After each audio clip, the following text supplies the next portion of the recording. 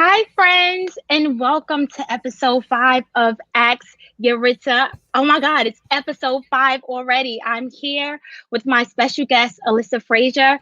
Before I even Yeah. allow her to introduce herself, oh my God, she wears so many hats. She's an instructional specialist. She was a teacher. She's an ed tech specialist. You name it, she's done it. And even more importantly, she's here today to share her resources with you guys on culturally responsive teaching. Elissa, how are you? I'm great. Yaritza, thank you for having me here. Excited to talk and to get it going. So I'm excited. I want to dig deep into this question. So this week we allowed viewers to actually vote on 5 questions. And the top pick was, how do you ensure that all students are engaged in your lessons? I feel like this is perfect because you created Create. So would you like telling your audience about Create? Sure. So it's like super quickly. I am a education consultant. I'm a doc student right now. I'm a practitioner researcher. And so because of that, I was going through this program and we're all doing our research, which is great. But what I found was that there was so much research around the importance of culturally responsive teaching, but the implementation of it, like how do you do it? How do you reflect on it? How do you move through the processes? That there were very little tools about like actually how to do that. And so Create, and just reeling back, my research is culturally responsive tech integration. And so because of that, I was like, my love of tech, my love of reaching all learners and being culturally responsive, that's what led me to Create. And so Create is really an acronym, which stands for Culturally Responsive and Tech Enhanced Instructional Design. And so essentially what it is it's a lesson plan template. But within that template, you have reflexive questions. You have all the design components. So all my coaches out there, when you're going through coaching cycles and you're isolating something that folks really want to do better in, that they already have a base or they want to get started, wherever you're at, the template is really brings to bear all the different components that go into that design process, and looking at learning, looking at our learners, looking at what we do, looking at intentionally like integrating cultural responsiveness and dimensions of it, because it's like you could be culturally responsive in so many different ways. And so being really intentional about what are the ways that I am doing it, what are the goals that I have, what are the processes that I use, what kind of data do I collect, and how am I reaching the range of my learners. Does that help? Yes. So I love that you said that. So the audience doesn't know. Well, I'm about to let them know. I took a sneak peek at Alyssa's lesson plan. Of course, I'm going to steal it, right? Well, I'll borrow it, right? Yes. And what I loved about it is you prompt teachers with certain questions. And for me, the most important questions, which I believe, and correct me if I'm wrong, was one of the first questions, which is, how does this tie in with the students' real lives? Now, if we think about UBD, or backwards design, right? We know there's like 3 main processes, and it's identify your desired result. And I love starting backwards because it's almost like, where do you really want the kids to be? What do you want them to know? Is this going to be tied to their lives? Are they going to be able to use this in life after high school? Or are you just doing this because you want to satisfy the curricula, right? And then the second, like you said, data. Determine your evidence. How are you now going to actually assess students, right? And I'm not speaking about standardized testing, but more of, did you really understand this? Were you able to connect this with your own life? And then you create the lesson plan. So I want to ask you, in all honesty, let's take back everything, right? Yeah. Why do you believe it's important for students to connect what they're learning with their real lives? So on a real basic level, so my favorite color forever was blue. And I loved blue because it was like the sky. I was like, oh my goodness, I love blue. It's the sky. And whenever I would come across a blue car, I would color, I would get all the different shades of blue. And you could doggone have me color anything if you put a whole bunch of different blues in front of me. And so really, it's not just grabbing students' interest, but it's saying, why do you have that love? And how can I connect that love and your experiences and bring you into this content and bring you into this community and have you tap into, because notice I wasn't just saying, oh, I'll just draw some pictures, but I mean, as a kid, you do, but really, as a teacher, you have all these different avenues of being able to connect learning to students in a way where they can then say, oh my goodness, I love this and you love this at a very like basic level. But not just that, the experiences that I had more specifically were connected to long walks that I took with my mom. They were connected with her saying, hey, what do you see up there in the clouds? And so we would have one-on-one conversations. And so it was really what seemed like a really basic thing for me had so many different levels. And I think that as teachers, we have so many opportunities to connect learning to folks' experiences, connecting to them to things that maybe they're scared to do, or maybe they don't have a lot of confidence in, and making those bridges. And so that's one of the big reasons why we would want to do that.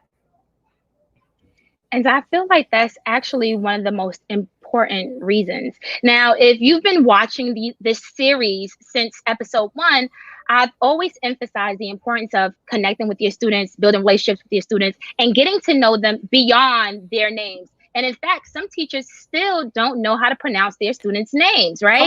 Come on. So it's just, how do you break barriers that we've created ourselves? Because sometimes I can't blame everything on just the system. It's us, right? So if I'm not taking the time out to ask a student, well, how do you pronounce your name? Or where's your family from? Or what's your preferred language? Because we can't assume that everybody wants to speak English. Yes. Then how am I truthfully going to engage every student in learning? Not every student wants to know about George Washington or even Barack Obama. Let's be honest. So yes. How do we do it? Yes. So as you were talking, I really kept bringing it back to who is the learning designed for? And so we want to ask ourselves, who is it designed for? If it's designed for our kiddos, then we have to then say, I'm not designing this for a replica of myself.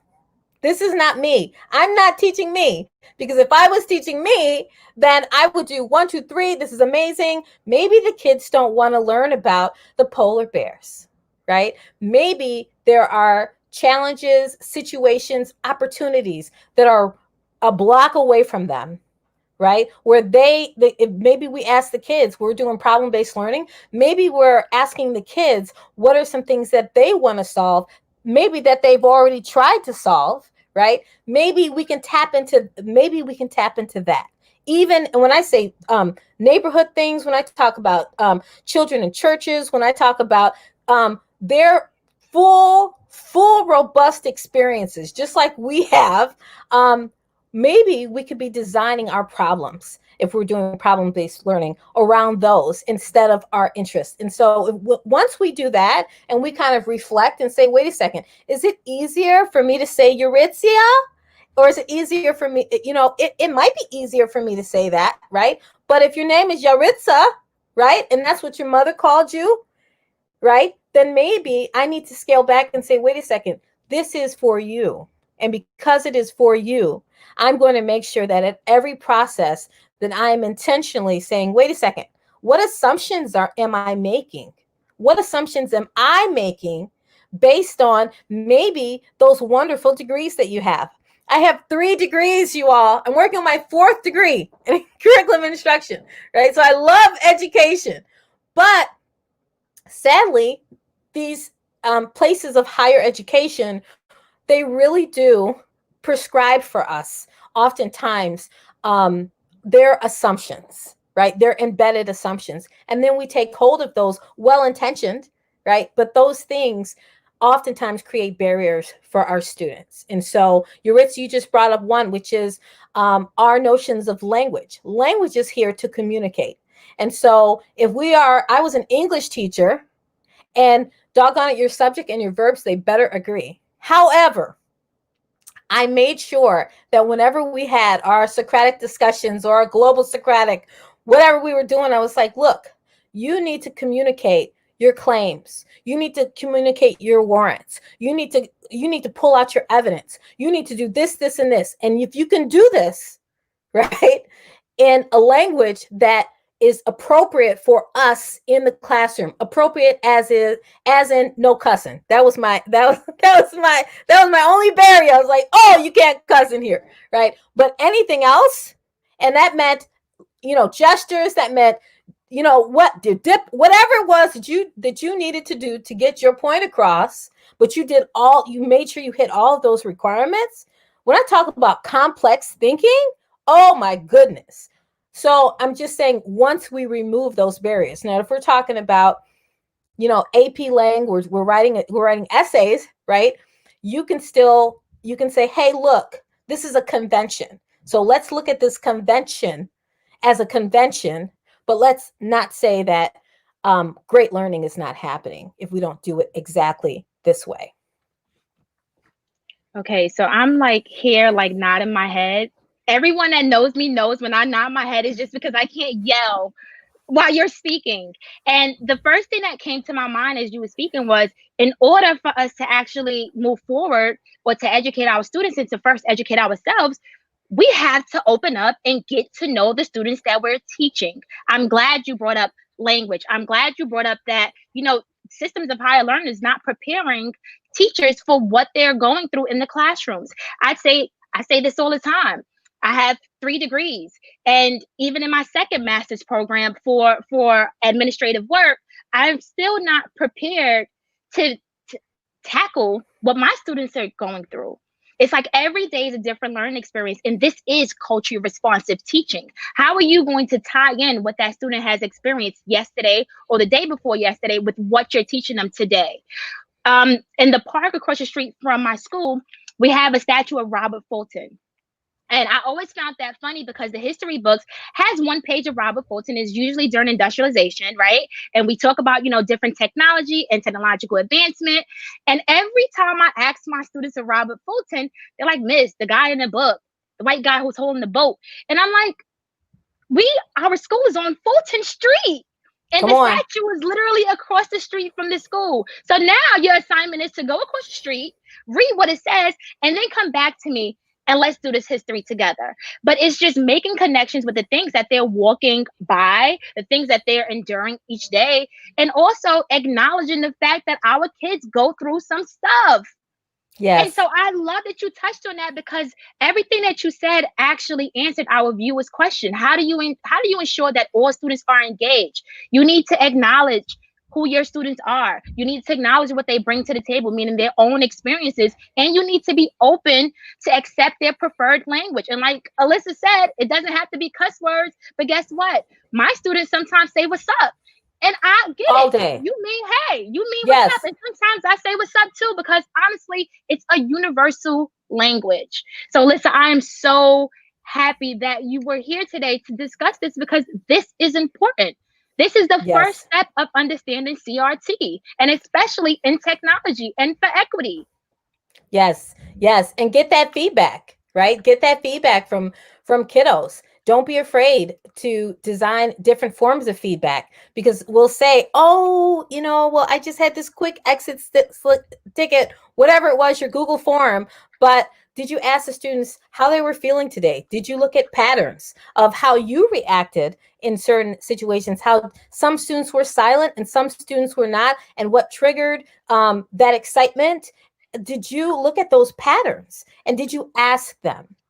Because believe me, when students get used to you asking them, first they're going to be like, oh, my kiddos were like, what do you mean? What do you mean? You don't want this. But when I kept on and I was like, no, not only do I want this, I need this in order to make sure that I have a learning environment that's inclusive because it's your learning environment.